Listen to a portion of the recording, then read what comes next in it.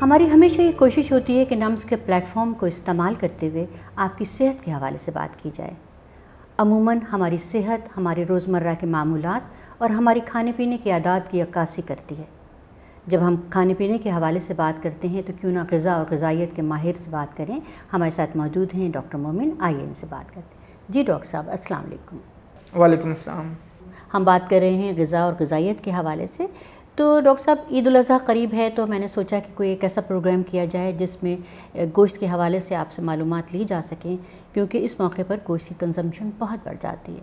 तो आप बताइए कि कितना गोश्त इस्तेमाल करना चाहिए। आमतौर पे जो ओवरऑल हम रेकमेंड करते हैं वो एक दिन में 2 से 3 औंस गोश्त का इस्तेमाल आप कर सकते हैं, लेकिन उस गोश्त के अंदर ज़ाहिर है आपका मुर्गी का गोश्त, मछली या लाल गोश्त सब मिला के है। जहाँ तक लाल गोश्त का ताल्लुक है, जो ज़ाहिर है ईद उल अज़हा के मौके पर आप मुर्गी तो आमतौर पर नहीं खा रहे होते, सो मटन या बीफ की अगर हम बात करें तो वो पूरे हफ्ते में मैक्सिमम 18 औंस के करीब रिकमेंडेड है। ईद है और गोश्त से परहेज़ मुमकिन तो नहीं है, मगर आप कुछ मशवरा दीजिए कि कितने एतदाल से और क्या खाना चाहिए। लेमैन के समझने के लिए बड़ा सिंपल है। 1 औंस से मुराद एक छोटे साइज़ की हमारी बोटी होती है। सो उसके अंदर अगर हम उसको पर डे के ऊपर देखें तो मैक्सिमम आप 2 से 3 औंस उसके अंदर इस्तेमाल करें। अगर इससे ज़्यादा आप इस्तेमाल करते हैं और मतवातर इस्तेमाल करते हैं तो फिर उसके नुकसानात हो सकते हैं। प्लस जो 18 औंस वीकली बेसिस पर मैंने बताया वो मैक्सिमम लिमिट अलाउड है। उसके अंदर हमें ये भी देखना होगा कि अगर कुछ मरीज़ हैं, जैसे आमतौर पर दिल के मरीज़ जो होते हैं या ज़ियाबीतस के मरीज़ होते हैं, उनके लिए इतना ज़्यादा, गुर्दे के मरीज़, उनके लिए इतना ज़्यादा रिकमेंडेड नहीं होता। डॉक्टर साहब, अमूमन कहते हैं कि बड़ा गोश्त और छोटा गोश्त यानी रेड मीट के बारे में बात करते हैं, तो बताइए क्या रेड मीट या बड़ा गोश्त हमारी सेहत के लिए ठीक है? ईद का मौका है तो उसके ऊपर हमारा फोकस रेड मीट या लाल गोश्त के ऊपर ही होता है। सो गोश्त को इस्तेमाल करते हुए आप सबसे पहले खाने में सलाद से शुरू करें, सो दैट सलाद में ये भी फ़ायदा होगा कि एक तो उसकी ग़िज़ाइयत बहुत ज़्यादा बढ़ जाएगी उस ओवरऑल उस खाने की। दूसरा ये है कि जब आप सलाद से शुरू करते हैं तो उसके अंदर फ़ाइबर मौजूद होता है, आपका पेट गोश्त के इस्तेमाल से पहले ही थोड़ा सा भर जाएगा और इवेंचुअली आप कम गोश्त निस्बतन इस्तेमाल करेंगे। अब अगर आपने ज़्यादा इस्तेमाल कर लिया है तो उसके अंदर सबसे बड़ी गलती लोग आमतौर पर ये करते हैं कि वो सॉफ़्ट ड्रिंक का इस्तेमाल करते हैं और समझा जाता है कि सफ़ेद वाला सॉफ़्ट ड्रिंक इस्तेमाल करने से फ़ौरी तौर पर यह है कि आपको वो गोश्त हज़म हो जाएगा, जो एक्चुअली ऐसा नहीं होता। सो सॉफ़्ट ड्रिंक हरगिज़ इस्तेमाल मत करें गोश्त खाने के बाद या गोश्त खाने के साथ। उसमें बल्कि बेहतर ये है कि एक तो घर की बनी हुई कोई चटनी इस्तेमाल करें जिसके अंदर धनिया, पुदीना, अदरक जैसी चीज़ें डली हों जो आपको बासानी गोश्त हज़म करवाते हैं। दूसरा नंबर पे ये है कि अगर आपने ज़्यादा ले लिया है तो उसके बाद 3 से 4 चम्मच प्लेन दही का आप इस्तेमाल करें। 1 से 2 घूंट दूध का भी इस्तेमाल किया जा सकता है।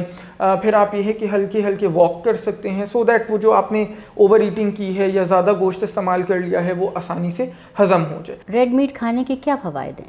असल में किसी भी फूड की जो अमाउंट, जो मकदार हम खाते हैं वो उसको अच्छा या बुरा बनाती है। जैसे ईद के मौके पे अनफॉर्चुनेटली हम ज़रूरत से ज़ायद इस्तेमाल कर लेते हैं तो फिर उसके डेफिनेटली मुज़र असरात हैं। सबसे ज़्यादा डिफरेंट तरह के जो लोग बीमारियों का शिकार हों, ख़ास तौर पे उसमें दिल की बीमारियों का शिकार हैं, गुर्दे के मरीज़ हैं, फिर ज़ियाबीतस के मरीज़ हैं, इनके लिए लाल गोश्त बिल्कुल भी मुनासिब नहीं है। गोश्त या लाल गोश्त की अगर हम बात करें तो उसके अपने बेइंतहा फ़वाइद हैं। सबसे पहले तो ये प्रोटीन का एक बहुत बेहतरीन ज़रिया है और प्रोटीन हर उम्र के अफराद के लिए बहुत ही ज़रूरी है।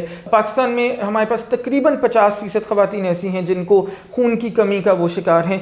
सो ऐसे तमाम अफराद जो खून की कमी का शिकार हैं उनके लिए ये लाल गोश्त बहुत ही बेहतरीन है, क्योंकि ये आयरन, फोलेट और विटामिन B12 का बेहतरीन ज़रिया है। इसके अलावा भी इसमें बहुत सारे मिनरल्स शामिल होते हैं। क्या रेड मीट को ज़्यादा अरसे तक महफूज रखा जा सकता है? एक फ्रेश अगर आप उसको इस्तेमाल करते हैं तो उसकी अफादियत अपनी जगह है।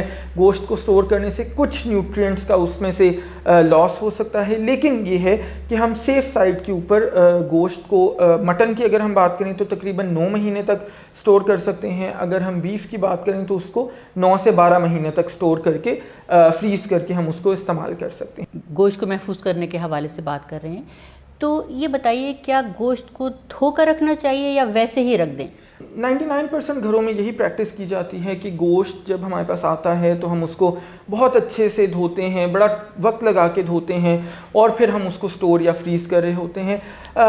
ये जो प्रैक्टिस है ये अब मौजूदा रिसर्च के हवाले से ये प्रैक्टिस सख्ती से मना की जा रही है। गोश्त को धोए बग़ैर आप पकाएं आइडियली, और कुकिंग टेम्परेचर आप इतना रखें जिसके अंदर माइक्रोबियल लोड जितना भी है वो तमाम माइक्रोब्स डिस्ट्रॉय हो जाएं। तसल्ली के लिए थोड़ा सा धो लें। आमतौर पर लोगों को ये बात समझाना या ये बात सुन के बड़ा अजीब सा लगता है कि किस तरह मुमकिन है कि हम गोश्त को धोए बगैर पका लें, लेकिन मौजूदा तहकीक से ये साबित हो चुका है कि गोश्त को धोए बगैर पकाना ज़्यादा बेहतर है हमारी सेहत के लिए। आपकी रहनुमाई का बहुत बहुत शुक्रिया। जी नाज़रीन, उम्मीद ये है कि हमारी गुफ्तगू आपके लिए कारआमद साबित होगी।